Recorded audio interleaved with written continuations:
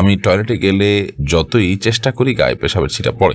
আমার কি ওই কাপড়ে নামাজ হবে বা শরীর নাপাক হবে? মহিলাদের শারীরিক সমস্যা থাকার কারণে পিরিয়ড 5 দিনের দিন মনে হয় ভালো হয়ে গেছে, কিন্তু নামাজ পড়ার পর দেখা যায় সমস্যাটা আছেই। কোনো কোনো সময় 6-7 দিনও থাকে। অবস্থা অবস্থায় করণীয় কি? আজানের জবাব না দিলে কি গুনাহ হয়? নামাজ পড়ার সময় একই রুমে মোবাইলে অন্য কেউ যদি গান শুনে তাহলে কি আমার নামাজ হবে?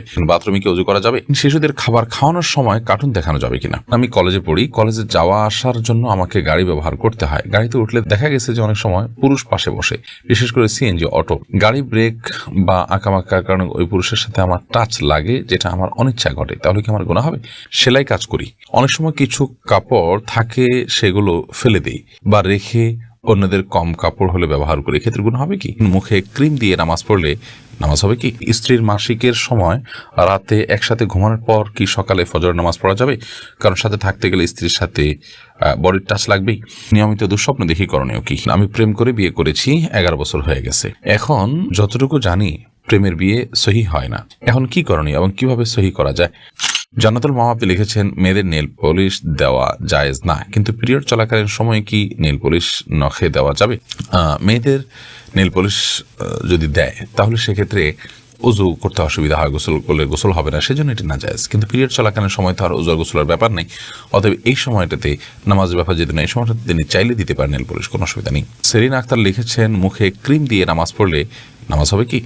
মুখে ক্রিম দিয়ে নামাজ পড়লে নামাজ হয়ে যাবে, কোনো অসুবিধা নেই। ক্রিম, লোশন বা কোনো প্রকার ওয়েল ইত্যাদি পাক পবিত্র যদি হয় তাহলে সেক্ষেত্রে যে ব্যবহার করলে নামাজে কোনো ক্ষতি হবে না ইনশাআল্লাহ। তার উর্মি ইসলাম ইয়াডি থেকে আপনি লিখেছেন, সেলাই কাজ করি, অনেক সময় কিছু কাপড় থাকে সেগুলো ফেলে দেই বা রেখে অন্যদের কম কাপড় হলে ব্যবহার করি, ক্ষেত্রে গুনাহ হবে কি? ছোটখাটো কাপড়ের টুকরো যদি বের হয় তাহলে সেক্ষেত্রে এটার কারণে কোনো গুনাহ হবে না।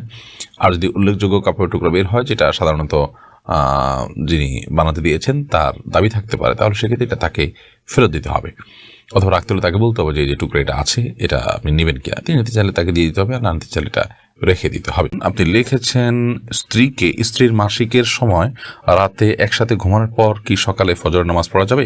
কারণ সাথে থাকতে গেলে স্ত্রীর সাথে বডির টাচ লাগবেই। স্ত্রীর সাথে বডির টাচ লাগলে কোনো অসুবিধা নেই। মাসিক অবস্থায় আপনার স্ত্রীর সাথে আপনার বডির টাচ লাগলে যে আপনি নাপাক হয়ে যাবেন এবং আপনার গোসল ফরজ হবে, ব্যাপারটা কিন্তু সেরকম নয়। অতএব সেটি ভিন্ন বিষয় যে আপনি যথাসম্ভব নিজেকে আপনার যদি নাপাক লাগার সম্ভাবনা থাকে তাহলে সেক্ষেত্রে সেখান থেকে বেঁচে থাকবেন, বাট একসাথে শোয়াতে কোনো অসুবিধা নেই। ইয়াহিদ আহমেদ আপনি লিখেছেন, আজানের জবাব না দিলে কি গুনাহ হয়? আজানের জবাব দুইভাবে হয়। একটা হলো আজানের জবাব হয় মৌখিকভাবে, আরেকটা হলো আজানের জবাব হয় প্রকৃতভাবে, অর্থাৎ সরাসরি শারীরিকভাবে। মৌখিকভাবে আজানের জবাব হলো মুয়াজ্জিন যা বলেছেন তার সাথে বলা, এই বলাটা মুস্তাহাব, এটি না দিলে কোনো গুনাহ হবে না।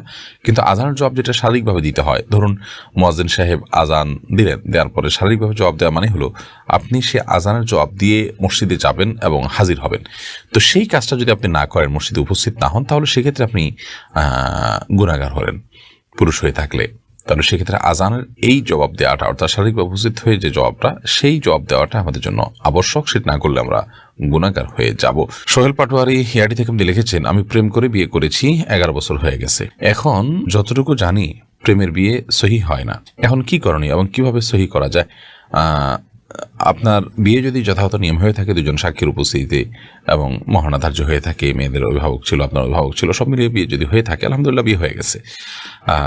কিন্তু আপনি বিবাহের আগে যে অবৈধ সম্পর্ক করেছিলেন সেটার জন্য আল্লাহর কাছে মাপ চাইবেন, লজ্জিত হয়ে তওবা করবেন এবং ভবিষ্যতে কোনোদিন আর বিবাহকৃত সম্পর্ক কারোর সাথে করবেন না, সে মর্মে ইস্তেগফার উভয় করবেন। ইনশাআল্লাহ বিদিন এটি আপনাদের সেই পাপ বা সে গুনাহ মাফ হওয়ার জন্য যথেষ্ট হবে। বাকি এখন বিয়ের পর আর নতুন করে আপনাদের কোনো কিছু করার নেই, তওবা এবং ইস্তেগফার করা ছাড়া। জান্নাতুল ফেরদৌস আপনি লিখেছেন, আমি কলেজে পড়ি, কলেজে যাওয়া আসার জন্য আমাকে গাড়ি ব্যবহার করতে হয়। গাড়িতে উঠলে দেখা গেছে যে অনেক সময় পুরুষ পাশে বসে, বিশেষ করে সিএনজি, অটো। গাড়ি ব্রেক বা আঁকামাকার কারণে ওই পুরুষের সাথে আমার টাচ লাগে, যেটা আমার অনিচ্ছা ঘটে, তাহলে কি আমার গুনাহ হবে? এখন করণীয় কি? প্রথমত এ ধরনের পুরুষের সাথে একজন পরনারী পাশাপাশি না বসা উচিত। হাতে ব্যাগটা কোনো কিছু থাকলে সেটা মাঝখানে দিয়ে দেওয়া দরকার, তাতে আপনি বেঁচে থাকতে পারেন, এইটুকু অন্তত আপনার চেষ্টা থাকা উচিত। এবং অনিচ্ছাকৃত এরপরও যদি ব্রেকের কারণে আপনার টাচ হয়ে যায় তাহলে সেক্ষেত্রে ইনশাআল্লাহ গুনাহ হবে না, কিন্তু নিজের সর্বোচ্চ চেষ্টা থাকতে হবে যাতে করে পর্দার খেলাফ না হয় এবং তার শরীরে স্পর্শ না হয়। সুলতান আপনি লিখেছেন, বাথরুমে কি ওযু করা যাবে? বাথরুমে ওযু করা যাবে তবে সেখানে বিসমিল্লাহ মুখে উচ্চারণ করবেন না, মনে মনে বলবেন। আর যদি বাথরুমের বাইরে টয়লেটের বাইরে যদি আপনার উজু করার ব্যবস্থা থাকে সেটা সবচেয়ে উত্তম এবং ভালো।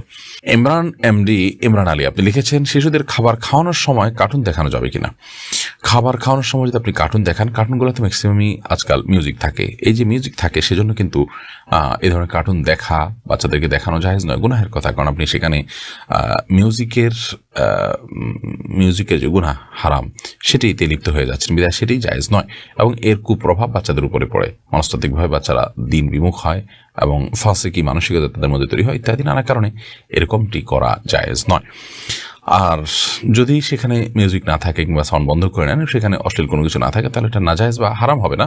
বাট সন্তানের জন্য চোখের ক্ষতি, ব্রেনের ক্ষতি নানা দিক থেকে, সেজন্য এটি না করা উত্তম এবং ভালো। সকাল সন্ধ্যা এআইডি থেকে আপনি লিখেছেন, নামাজ পড়ার সময় একই রুমে মোবাইলে অন্য কেউ যদি গান শুনে তাহলে কি আমার নামাজ হবে?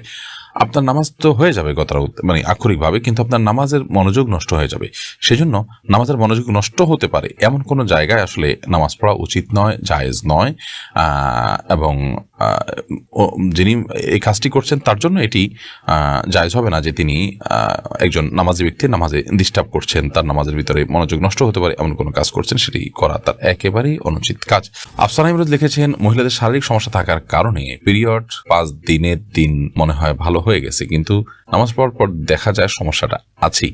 কোনো কোনো সময় 6-7 দিনও থাকে। অবস্থায় করণীয় কি? যদি প্রায় এরকম হয়, আপনার দিন ফিক্স না থাকে, তাহলে সেক্ষেত্রে সামান্য সময়ের জন্য গ্যাপ হয়ে যদি আবার শুরু হয়ে যায় তাহলে সেটা মাসিক হিসাবে গণ্য হবে।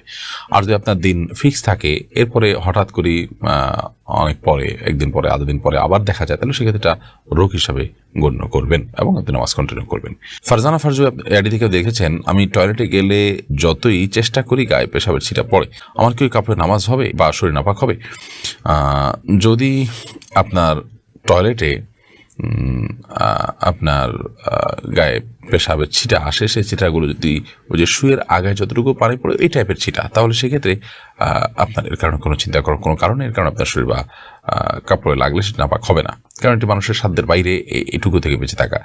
তবে আপনি যদি দাঁড়িয়ে পেশাব করেন তাহলে সেক্ষেত্রে এই ধরনের ছিটা পড়ার সম্ভাবনা বেশি থাকবে। বসে পেশাব করলে এটার সম্ভাবনা কম থাকবে। সতর্ক থাকবেন সর্বোচ্চ, কারণ কবর আযাবের অন্যতম কারণ হলো পেশাব থেকে পবিত্র ভালো করে না হওয়া। আমাদেরকে মাফ করুন।